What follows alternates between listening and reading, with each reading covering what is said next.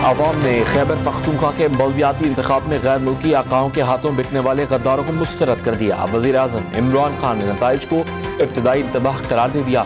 कामयाबी पर वजीर आला खैबर पख्तूनख्वा और पीटीआई टीम को मुबारकबाद। कौम अपने दिलेर लीडर के साथ खड़ी हो गई। अदम एतमाद में वोट्स की तादाद बड़ी बात नहीं रही। खैबर पख्तूनख्वा में दूसरी जमातों की निस्बत 1.5 गुना ज्यादा सीटें जीती। असद उमर की प्रेस कॉन्फ्रेंस।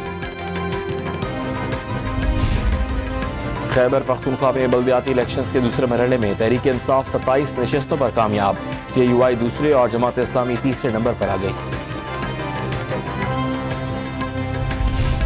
धमकी आमेज खत पर कायम मकाम डिप्टी चीफ ऑफ मिशन को दफ्तर खारजा तलब करके पाकिस्तान का अमरीका से एहतजाज। दाखिली अमूर में मुदाखलत नाकाबिल कबूल करार दे दी। अमरीका ने धमकी आमेज मुरासले से मुतालिक इल्जामात को मुस्तरद कर दिया। पाकिस्तान के आईनी अमल का एहतराम करते हैं, इल्जामात में सदाकत नहीं। तर्जुमान अमरीकी दफ्तर खारजा का रद्द-ए-अमल।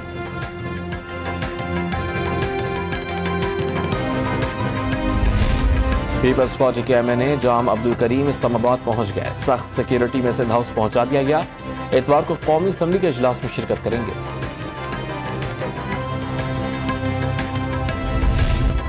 इंटरबैंक मार्केट में डॉलर की कदर में 40 पैसे की कमी, 183 रुपए 15 पैसे का हो गया।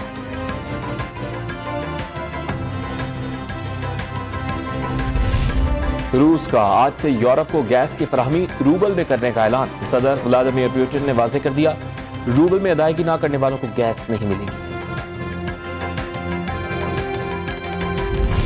और कराची समेत सिंध, जनूबी पंजाब और बलूचिस्तान में हीट वेव की सूरत हाल आज भी बरकरार रहने का इम्कान।